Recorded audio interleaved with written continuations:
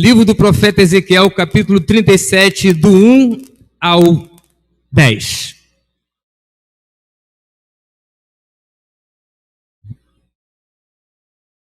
O nosso querido pastor Zé se encontra na casa. A perna vai voltar a tremer, muito mais que já estava, o coração estava acelerado. Podemos ler? Amém? Assim está escrito: veio sobre mim a mão do Senhor. Ele me levou pelo Espírito do Senhor e me deixou no meio de um vale que estava cheio de ossos. E me fez andar ao redor deles. Eram muito numerosos na superfície do vale e estavam sequíssimos. Então me perguntou: filho do homem, acaso poderão reviver esses ossos? Respondi: Senhor Jeová, ou Senhor Deus, tu o sabes. Disse-me ele: profetiza a esses ossos e dize-lhes: ossos secos, ouvir a palavra do Senhor. Assim diz o Senhor Deus a esses ossos: eis que farei entrar o Espírito em vós, e vivereis. Porei tendões sobre vós, farei crescer carne sobre vós estenderei a pele, e porei em vós o Espírito, e vivereis, e sabereis que eu sou o Senhor. Então profetizei segundo me for ordenado. Enquanto eu profetizava, houve um ruído, um barulho de ossos que batiam contra ossos e se ajuntavam, cada osso ao seu osso.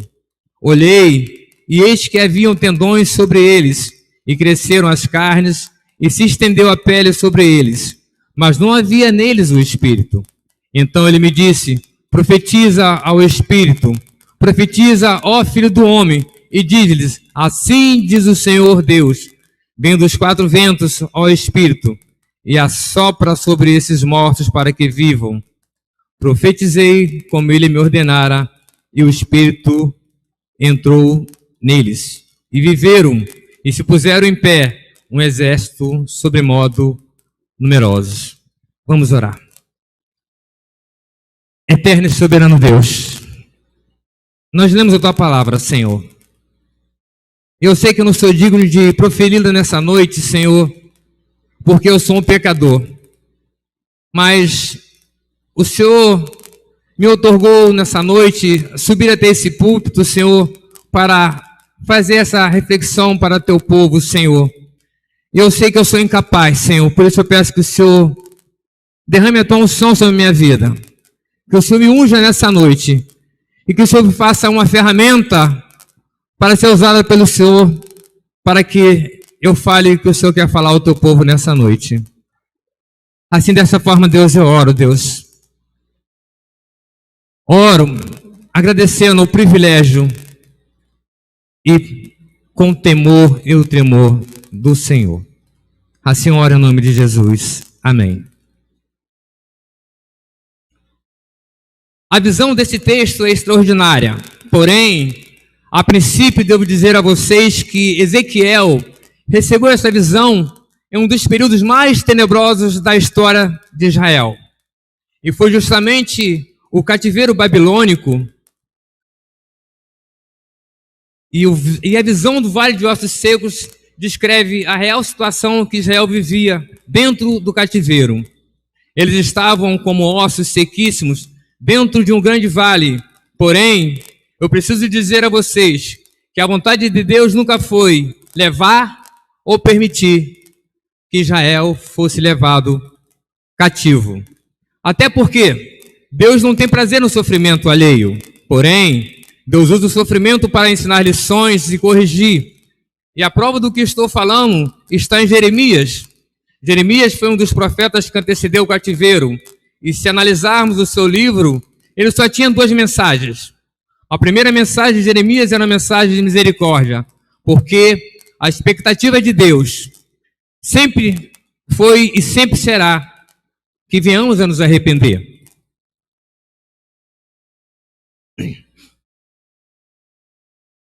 A segunda mensagem é a mensagem de juízo.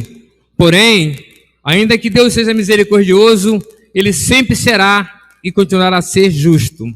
Jeremias dizia ao seu povo que que se ele não se convertesse e voltasse aos seus caminhos para Deus, o Senhor usaria a sua vara de correção contra Israel.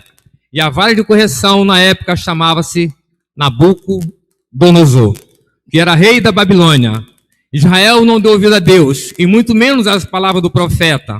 Então, de uma forma repentina, Nabucodonosor invade a cidade santa de Jerusalém. Segundo dados históricos, foram 3 grandes invasões de Nabucodonosor na cidade santa de Jerusalém. A primeira ocorre por volta dos anos 605, quando Nabucodonosor invade a cidade, e quando ele sai, ele leva consigo jovens príncipes, dotados de conhecimentos, portadores de sangue real, e entre esses jovens estava em destaque Daniel, Ananias, Misael e Azarias. E a segunda grande invasão de Nabucodonosor na cidade de Jerusalém se deu por volta dos anos 597. Desta vez, ele entra na cidade e, quando sai, leva toda a casta sacerdotal de Israel. Mais de 10.000 judeus foram levados cativos. A maioria era de linhagem sacerdotal, sacerdotes, levitas, músicos, porteiros, dentre eles Ezequiel, que era da linhagem sacerdotal.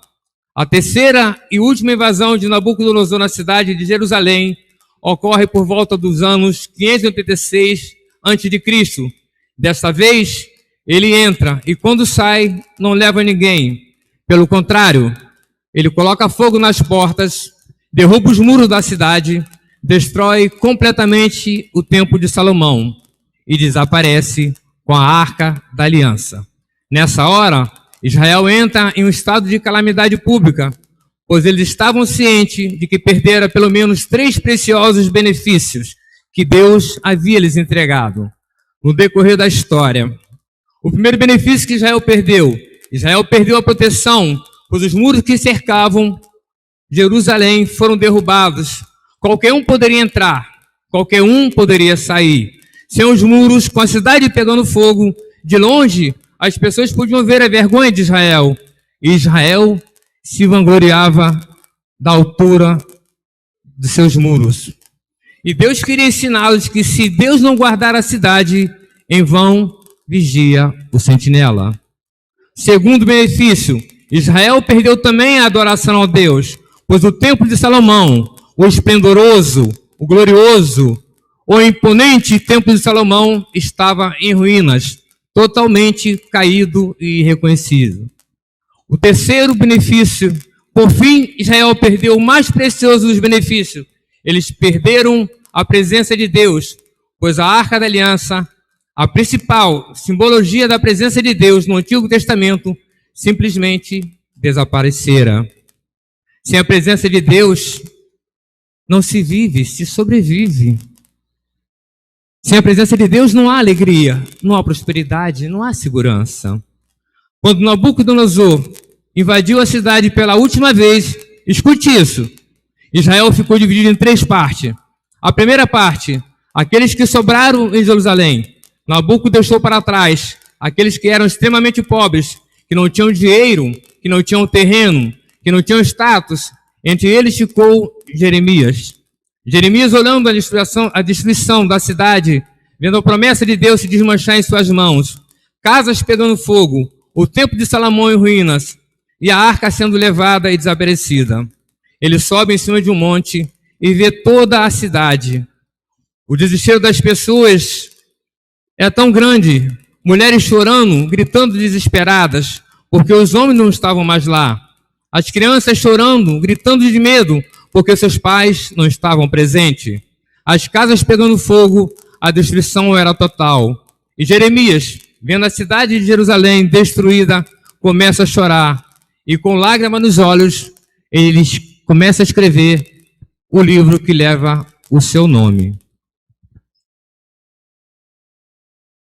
Se lamentando, Jeremias olha para a cidade e um grito desesperado, sem que ninguém pudesse ouvi-lo, ele dizia: caiu, caiu, caiu a coroa das nossas cabeças. Ai de mim, porque pecamos.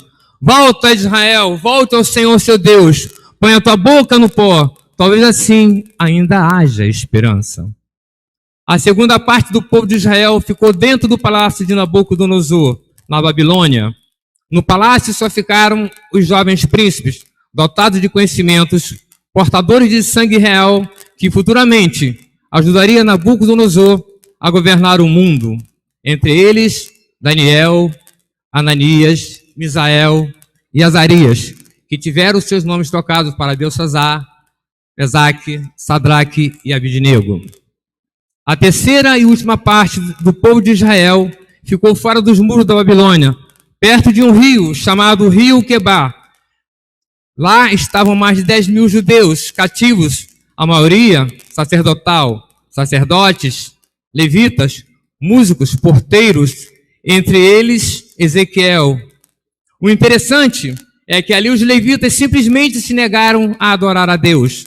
O sofrimento era tão grande, a saudade da pátria tamanha, que os levitas não queriam mais adorar a Deus. E a prova disso está no Salmo 137. Com essas palavras que vos falo, eles falaram, no verso 1, 2, 3 e 4. Assim eles disseram: juntos aos rios da Babilônia, nos assentamos e choramos, lembrando-nos de Sião, nos salgueiros que há no meio delas, penduramos as nossas harpas. Porquanto, aquele que nos levava cativo pediu-nos uma canção, aquele que nos destruíram pediu-nos um louvor. Mas como entoaremos um cântico ao Senhor em terra estranha? Israel simplesmente se negou a adorar a Deus. Os levitas se calaram. E digo mais, no Salmo 117, que foi escrito dentro da Babilônia, eles simplesmente jogaram a toalha. Eles desistiram, eles arregaram, pediram para parar. Todos os levitas achavam que iam morrer dentro da Babilônia. E Deus queria levantá-los novamente.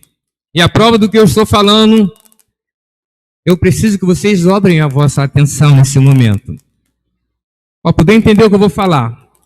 E a prova do que eu estou falando está no verso 1. Assim eles disseram: juntos ao rio da Babilônia, nos assentamos e choramos. E esse negócio de se assentar e levantar para os judeus não é só físico, não é só literal, é espiritual e profético. Porque se levantar é nada mais, nada menos de que assumir a posição. Se levantar é voltar a tornar aquilo que você era um dia. Se levantar é voltar à posição que Deus quer. E a prova disso, quando o filho pródigo se arrependeu, ele disse: levantar-me-ei, e irei ter com meu pai, e direi: pai, pequei contra o céu, pequei contra ti.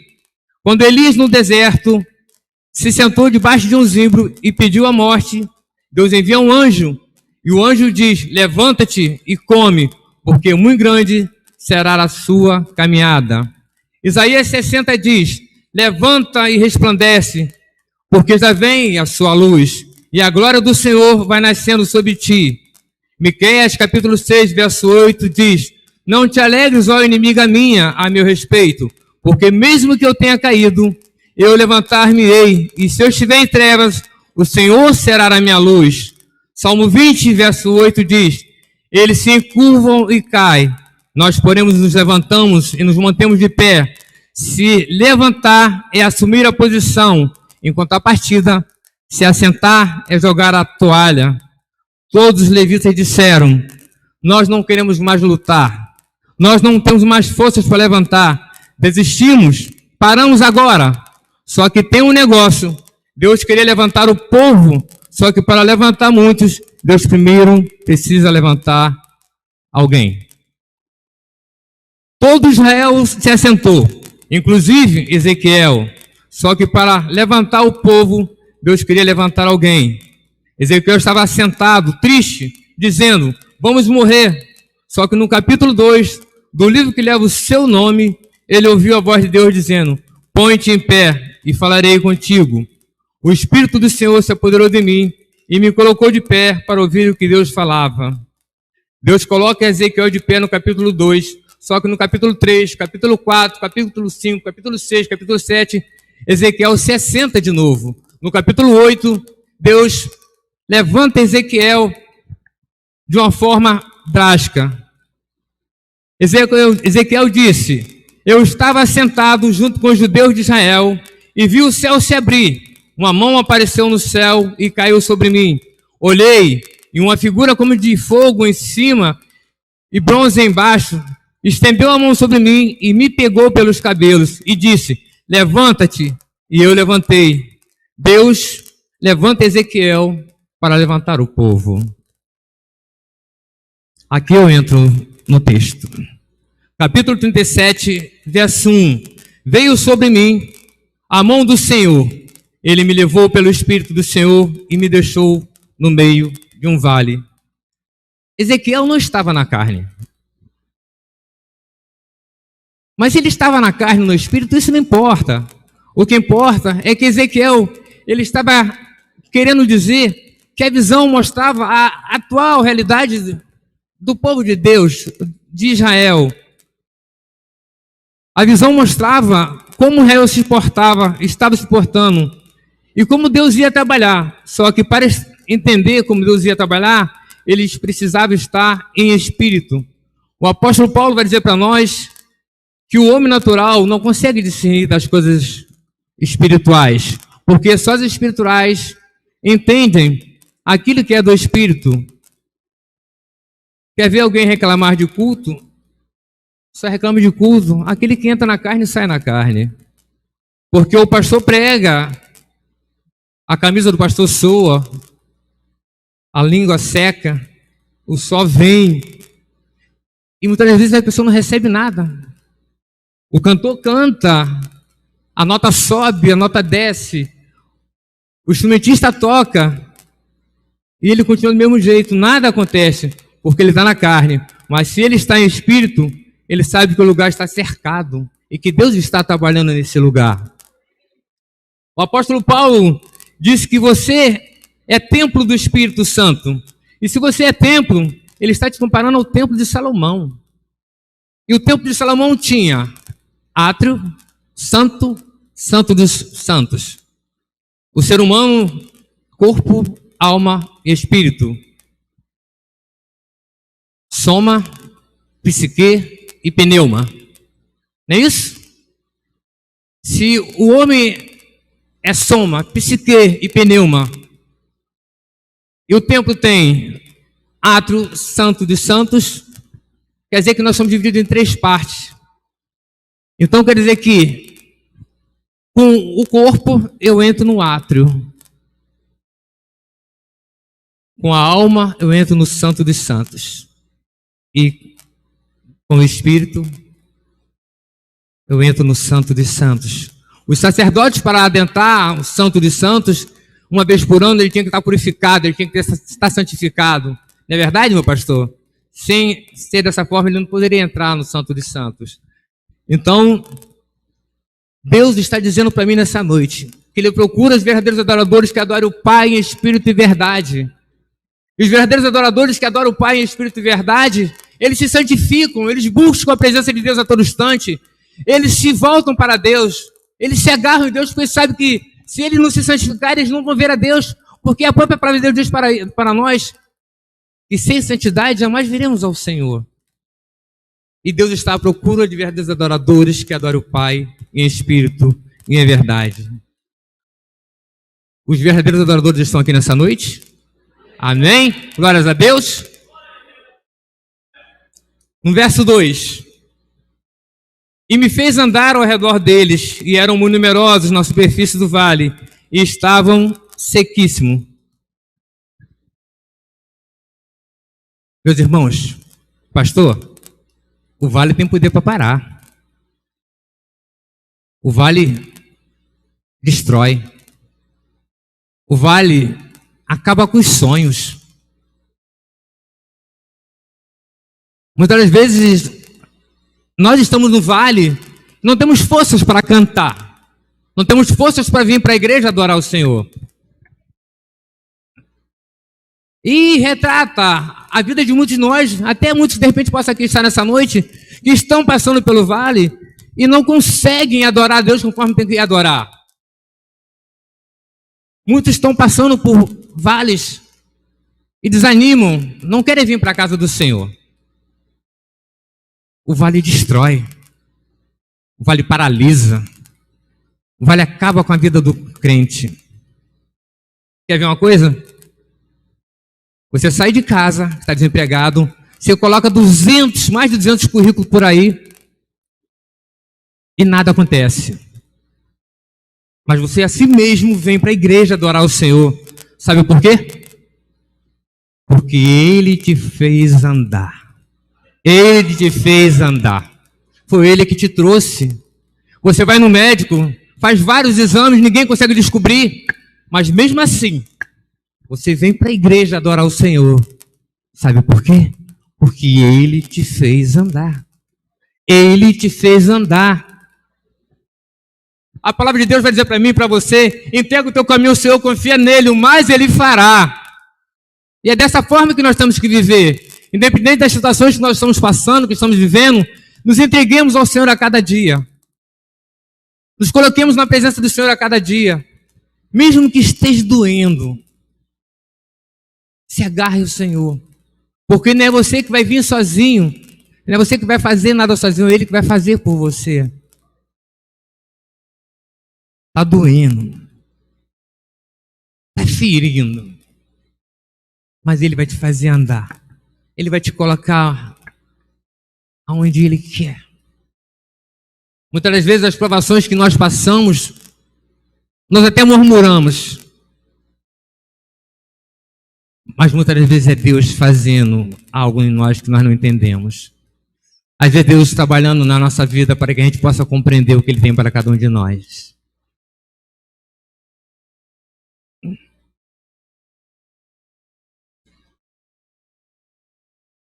E a Bíblia diz para mim e para você que o vale pertence a Deus. E se foi Ele que te colocou no vale, Ele vai tirar você do vale com mão forte e poderosa. Capítulo 4. Disse-me ele, capítulo 3. Então me perguntou: filho do homem, acaso poderão reviver esses ossos? Respondi: Senhor Deus, tu o sabes.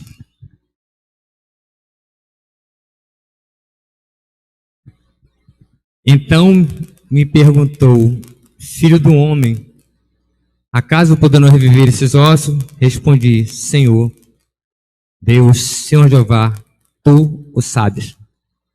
Ezequiel era profeta. Ezequiel era da linhagem de sacerdote. Ezequiel não sabia responder a pergunta que o Senhor fez para ele.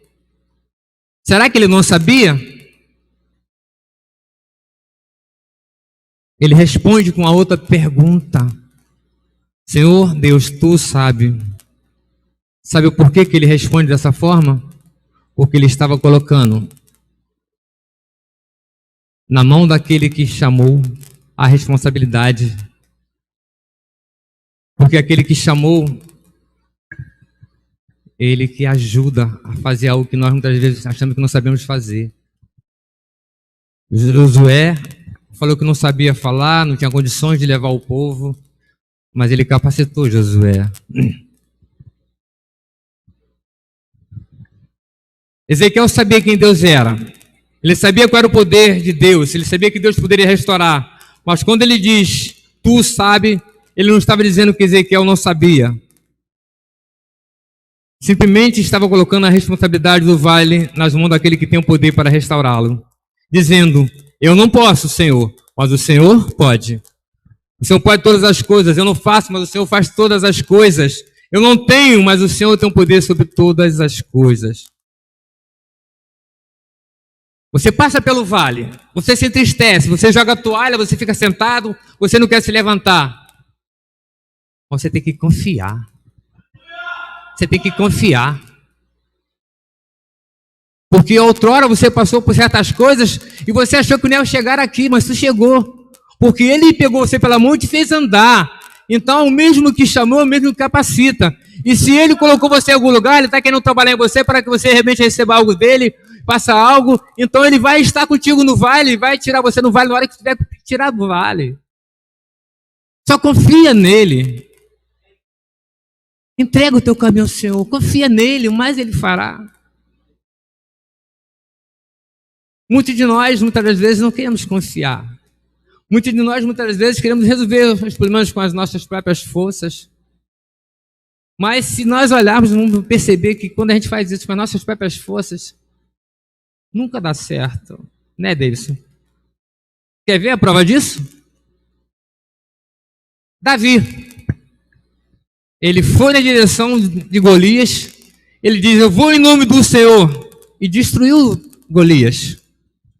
Mas na face de Saul, quando Saul tentou matar ele, o que ele fez? Fugiu. Por quê? Porque tem coisas que nós não temos que fazer.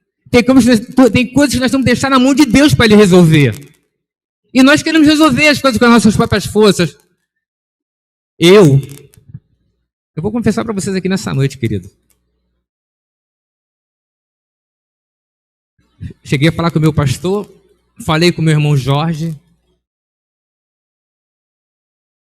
Eu ia desistir de muitas coisas. Eu ia deixar de lado muitas coisas.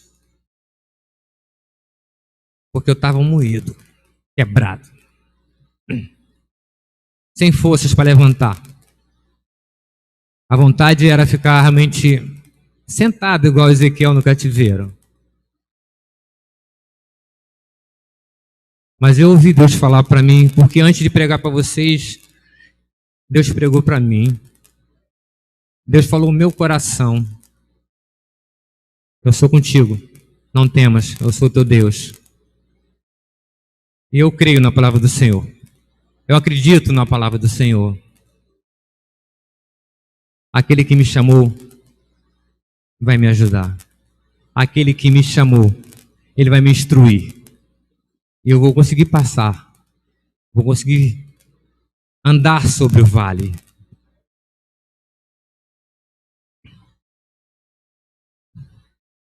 Capítulo 4. Disse-me ele, profetiza, e esses ossos, e diz-lhes, ossos secos, ouviram a palavra do Senhor. E Ezequiel diz, eis que fará, assim diz o Senhor, Deus a estes ossos, eis que farei entrar o Espírito em vós, e vivereis, porei tendões sobre vós, farei crescer carne sobre vós estenderei a pele, e porei em vós o Espírito, e vivereis, e sabereis que eu sou o Senhor.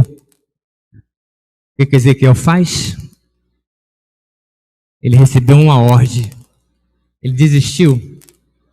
Ele chamou alguém um dia chamado Val e falou, Val, você a partir de hoje vai largar todas essas coisas que você usa. A partir de hoje você vai viver de outra forma, de outra maneira. Mas saiba que você vai ser muitas vezes beliscado. Eu falei, eis-me aqui, Senhor. Assim como eu tenho falado, eis-me aqui, Senhor. E eu aceitei o que Deus falou no meu coração. E eu sempre digo para o meu pastor, eis-me aqui, né, meu pastor? Eu sempre falo, eis-me aqui, para meus irmãos quando precisam de mim. Ezequiel profetizou. Segundo lhe for ordenado. Enquanto eu profetizava, Ezequiel dizendo, houve um ruído, um barulho de ossos que batiam contra ossos e se ajuntavam, cada osso ao seu osso. Enquanto eu profetizava, houve um barulho. A palavra ruído, eu buscando no dicionário, significa caos, desordem, bagunça. Ezequiel estava num vale onde tinha uma porção de ossos. Era um lugar cheio de ossos. E quando os ossos se desmancham, quando as pessoas pegam, as pessoas jogam mortas, jogam de qualquer jeito. E ali tinha vários ossos de várias pessoas, não é verdade? Se era literal, se era apenas um sonho, uma visão, não importa. A visão de Ezequiel é que ele viu um vale cheio de ossos. E os ossos estavam ali. E quando ele profetiza, os ossos começam a se ajuntar. Um barulho ensurdecedor. Tum, tum, tum, tum. Era osso se agarrando a osso. Mas não era o osso do meu fêmur se agarrando com o osso do fêmur, com a tíbia do osso de Davi, não. Era o osso da própria pessoa se juntando. Então, ele estava procurando os seus ossos e começava a se colar. É esse barulho que fazia muito, né, barulho. Tum, tum, tum. E começou a se juntar os ossos. Começou a se juntar. E eles começaram a se formar. Só que ossos estavam secos. E a Bíblia diz que Deus, quando coloca Ezequiel no vale, coloca no meio do vale. E Ezequiel, ele não anda em cima dos ossos. Ele procura andar em volta dos ossos. Osso aqui, ele passa por aqui. Um osso aqui, ele passa por aqui. Um outro aqui, ele aqui. Sabe por que ele fazia isso? Porque ele sabia que eram ossos, estavam sequíssimos, mas não podia ser destruído. Infelizmente tem muita gente que Deus levanta e as pessoas, né, às vezes são levantadas e acham que todo mundo é osso e sai pisando nas pessoas. Às vezes Deus dá a posição para alguém e as pessoas, na sua arrogância, quer pisar nas outras pessoas, destruir as outras pessoas. E Deus, ele não levantou você, Davi, não levantou Dinalvo para pisar em pessoas, levantou para levantar pessoas. A nossa missão é levantar aquele que está caído. A nossa missão é colocar de pé aquele que está prostrado. É o que está nas drogas, está bêbado, aquele que estão passando por problemas, não destruir, pisando, destruindo, não. Deus nos chamou para levantar pessoas. Mas, infelizmente, o ser humano acha que o que ele tem, o poder que foi outorgado, não foi outorgado, eles conseguiram por seus próprios méritos. Na verdade, foi Deus que concedeu. E quando Deus nos concede alguma coisa, é para a gente abençoar outras pessoas. Infelizmente, alguns não pensam dessa forma. E é por isso que a gente vê tanta desunião. Por isso que a gente vê tanta desgraça. Porque as pessoas, em vez de dar a volta com palavras, tentar conversar, tentar dialogar de uma forma amena, elas querem com a sua arrogância. Eu que sei, eu que fiz, tem que fazer o que eu estou mandando. E Deus não nos levantou para destruir, nos levantou para fazer viver. Já estou chegando no final, tá bom? Olhei e eis que haviam tendões sobre eles, e cresceram as carnes, e se estendeu a pele sobre eles, mas não havia neles o espírito. Vou repetir. Olhei e eis que haviam tendões sobre eles, e cresceram as carnes, e se estendeu a pele. Deus, quando quer restaurar, não restaura de fora para dentro. Restaura de dentro para fora. Eu estou olhando para o meu irmão Maico, eu estou vendo a pele, a aparência, semblante. Eu não estou vendo o interior. Deus, quando olha o que está lá dentro. Tendões, nervo. A pele vem depois. Deus, ele olha primeiro para dentro, para depois olhar para fora. Quer ver uma coisa? Quer conhecer uma pessoa? Olha o Facebook dela. Olha o Instagram. É foto para lá, foto para cá. É ali. Que coisa bonita. Que casal perfeito. Que lugar maravilhoso. Mas se o travesseiro falasse, se o travesseiro falasse, as pessoas estão muito preocupadas, muitas das vezes, com a sua aparência exterior, de que com a aparência interior. Porque é o que Deus quer, o coração, conforme foi cantado, foi falado aqui nessa noite, Deus quer o coração, Deus quer olhar para dentro e ver que realmente ali há uma essência, ali realmente há alguém que realmente Ele chamou pelo nome. Mas as pessoas se preocupam muito mais com a sua aparência externa do que a aparência interna. Porque a aparência interna, eles acham que ninguém vai ver. Mas o seu testemunho da sua aparência interna no dia a dia vale muito mais do que uma foto no Face, uma postagem no Instagram. É isso que Deus faz com a gente. Profetiza, então ele me disse, profetiza ao Espírito, profetiza ao Filho do Homem, e diz assim, diz o Senhor Deus, vem dos quatro ventos, só o Espírito, e assopra sobre esses mortos para que vivam. Profetizei, como ele me ordenara, e o Espírito entrou neles, e viveram, e se puseram em pé um exército sobremodo numerosos. Quando a gente profetiza, a gente usa palavras, não é verdade? E eu faço uma pergunta para vós outros nessa noite. O que você tem feito com as suas palavras?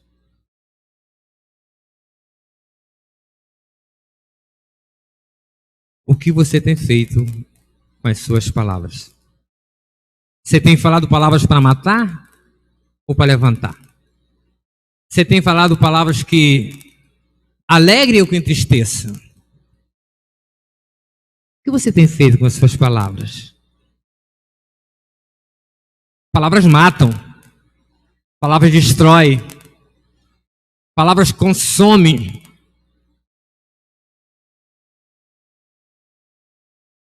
E Deus quer que você use suas palavras para levantar, porque foi para isso que Ele te levantou, para levantar pessoas.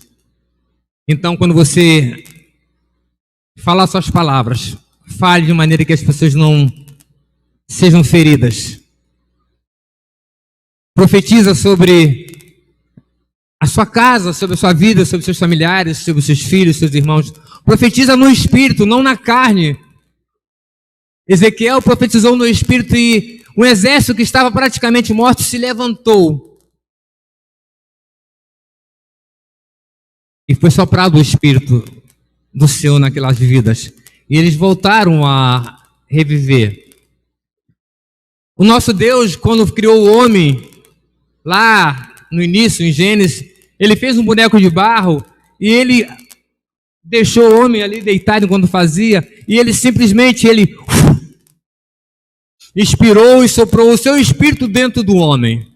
E o homem começou a viver, a ter uma nova vida, a caminhar com Deus. Então que possamos fazer da mesma forma. Quando Deus nos mandar falar, façamos como Deus ordenou. Que possamos falar palavras que sejam adocicadas, mesmo que sejam palavras que de repente, palavras tristes, mas de uma forma mais branda que as pessoas consigam entender e não sofram tanto da forma que são faladas. Porque palavras matam, palavras ferem, palavras destroem. E Deus, Ele não levantou eu nem você para pisar pessoas, para matar pessoas, mas sim para levantar. Deus quer levantar um exército aqui nessa noite. Deus quer levantar um exército de adoradores que adoram o Pai em espírito e verdade e passe a viver uma vida realmente totalmente diferente, uma vida no espírito, uma vida de santidade, uma vida daqueles que buscam a Deus e reconhecem que sem Deus não há o que fazer e de que sem Deus não há vida. Deus quer que os adoradores adorem em espírito e verdade e saibam que com Ele você tem vida com vida, você tem vida eterna. São os verdadeiros adoradores que Deus procura. São esses adoradores que vão subir para morar no céu naquele grande dia.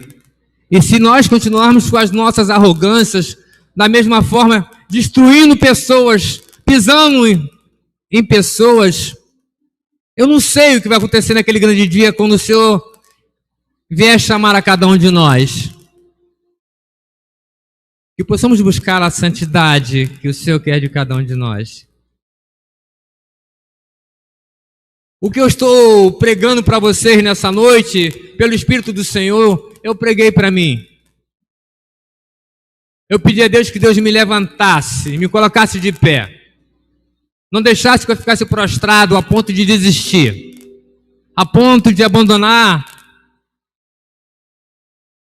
e viver por aí como ermitão. Deus quer nos levantar, quer nos fazer mais forte. Deus quer nos fazer realmente instrumento para propagar o evangelho dele, para pregar o evangelho.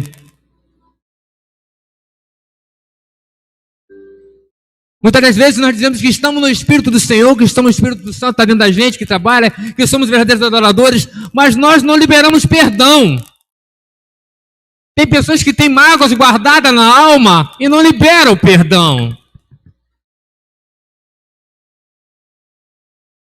Dr. Augusto Cury vai dizer que quando nós não liberamos o perdão, é como se nós estivéssemos convidando o nosso inimigo para deitar na nossa cama.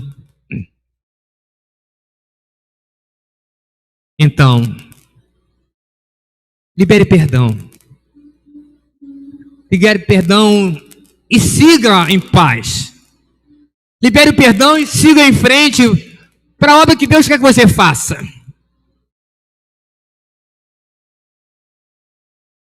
Existem problemas dentro de lares e as pessoas não liberam o perdão. Existem problemas entre irmãos nem na própria igreja e eles não liberam o perdão. E todas as vezes que a gente guarda a mágoa no coração, a gente não consegue viver.